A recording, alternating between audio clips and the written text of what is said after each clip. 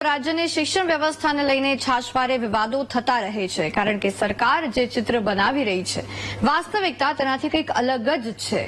સ્થિતિ કંઈક અલગ જ જોવા મળી રહી છે।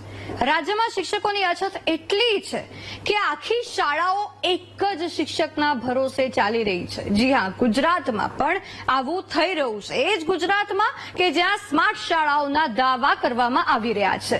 આવી જ એક શાળા જામનગરથી સામે આવી છે જ્યાં 58 જેટલા વિદ્યાર્થીઓનું સાદ સંભાળનારું કોઈ જ નથી।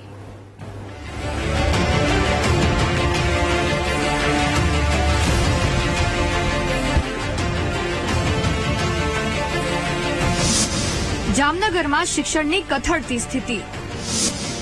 ધ્રોલની વાડી શાળા નંબર 2 માં નથી કાયમી શિક્ષક। 58 વિદ્યાર્થીઓના ભાવિ અધ્ધર તાલ। શું આમ જ ભણશે ગુજરાત? રાજ્યના કેટલાય વિસ્તારોમાં શિક્ષણ વ્યવસ્થાના સરકારના દાવાઓ પોકળ સાબિત થઈ રહ્યા છે કારણ કે શિક્ષકોની ઘટ વચ્ચે વિદ્યાર્થીઓ સારું શિક્ષણ કેવી રીતે મેળવી શકે તે સૌથી મોટો સવાલ છે। આવી જ સ્થિતિ છે જામનગરના ધ્રોલમાં આવેલા વાડી વિસ્તારની, જ્યાંની શાળા નંબર 2 માં કાયમી શિક્ષક ન હોવાથી વિદ્યાર્થીઓના ભાવિ અધ્ધર તાલ જોવા મળી રહ્યા છે। શાળાના 58 જેટલા વિદ્યાર્થીઓને અભ્યાસ તો કરવો છે, પણ અભ્યાસ માટે કાયમી શિક્ષક તો હોવા જોઈએ ને।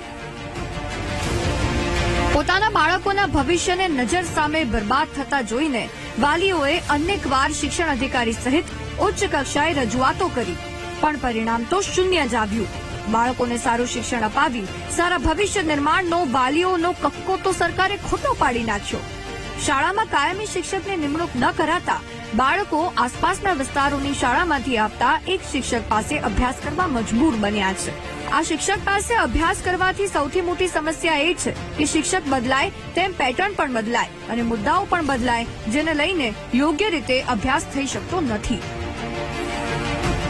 જો કાયમી અહીંયા 2 નંબર સ્કૂલ છે એમાં કાયમી ભરતી કરવામાં નહીં આવે, છેલ્લા 2 થી 3 મહિનાથી શિક્ષકો છે એ છે નહીં અહીંયા, અને કાયમી જો ભરતી નહીં કરવામાં આવે તો અમે આંદોલન કરશું।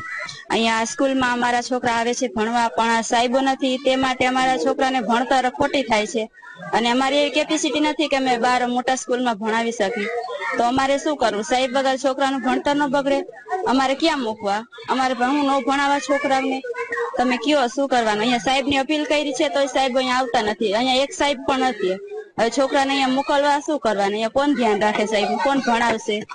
અમારે શું કરવાનું વાલીઓને? આ વાડી વિસ્તારના રહેવાસી છે, આજુબાજુમાં બધે વાડી વિસ્તારમાં જ રહે છે। વાલીઓના બાળકો આ શાળાની સ્થાપના 1967 માં થયેલી છે, ત્યારથી આ બાળકો બધા અહીંયા ભણે છે, પણ અત્યારે કોઈ શિક્ષક નામે છે નહીં।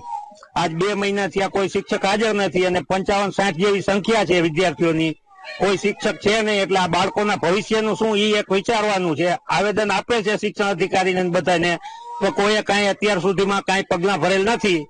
માટે હવે આનું શું કરવું એ કોઈ સરકારને અમારી નિવેદન છે કે શું કરવા માંગો છો તમે? સ્કૂલ બંધ કરવી છે કે ચલાવવી છે? તો અમે આ ગરીબ માણસો છે એ પોતાના બાળકોને પ્રાઇવેટ શાળામાં ભણાવી શકે એમ છે નહીં કોઈ, કારણ કે એ મજૂરી કરીને જીવતા માણસો છે, પોતાનું પેટ માંડ ભરી શકે એવા છે, એ અહીંયા પ્રાઇવેટ શિક્ષણની ફી ભરી શકે એવા છે નહીં કોઈ। માટે હવે આ બાળકોનું શું ભવિષ્ય એ વિચારવાનું છે સરકારને। એક તરફ શિક્ષકોની અછત છે તો બીજી તરફ બાલ મંદિરની છતમાંથી પણ પોપડા પડી રહ્યા છે। બાળકોને રૂમને બદલે બહાર મેદાનમાં બેસાડવાની ફરજ પડી રહી હોવાનું પણ જાણવા મળ્યું છે। વધુમાં જાણવા મળ્યું હતું કે બાલ મંદિરની ગ્રાન્ટ ઘણા લાંબા સમયથી આવી ગઈ છે, પણ તંત્ર દ્વારા નવું બાલ મંદિર ક્યારે બનાવવામાં આવશે તે પણ એક સવાલ છે।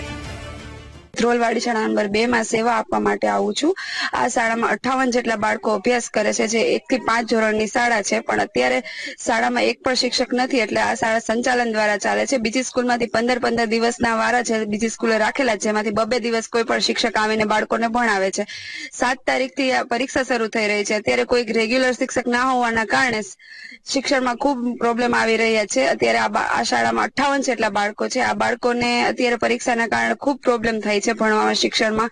રોજે શિક્ષકો બદલે એટલે બાળકને પણ એની સાથે અનુકૂળ ન આવે. હું માત્ર આ શાળામાં સેવા આપવા માટે આવું છું. હું અહીંયા પહેલા ભણેલી હતી. છેલ્લા 22-23 વર્ષથી આ આંગણવાડીમાં અહીંયા ફરજ બજાવું છું એક જ જગ્યાએ. હાલ મારે આંગણવાડી છે જે સરકારી ઈ ડેમેજમાં છે 5 વર્ષ થયા. અત્યારે હું સ્કૂલના રૂમમાં બેસાડું છું છોકરાને, પણ સ્કૂલનો રૂમ એ ડેમેજ છે. 2 વર્ષથી લખીને આપ્યું છે. ગ્રાન્ટ આવેલ છતાં સ્કૂલ આંગણવાડી બનતી નથી અને છોકરાઓને બેસાડવામાં બહુ જ તકલીફ પડે છે.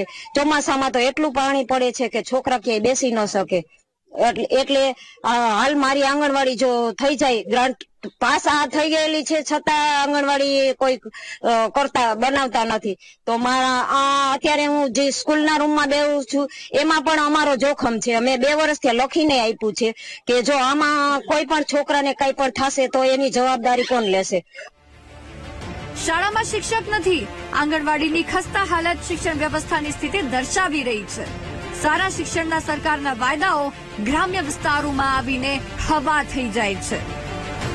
ચૂંટણી સમયે બણગા ફૂંકતા નેતાઓ પણ આ સ્થિતિમાં લોકોની પડખે નથી ઉભા રહેતા. ત્યારે સવાલ એ થાય કે શું આમ જ બનશે ગુજરાત? આ 58 એકલવ્યની વ્યથા કોણ સાંભળશે? Bureau report, VTV news.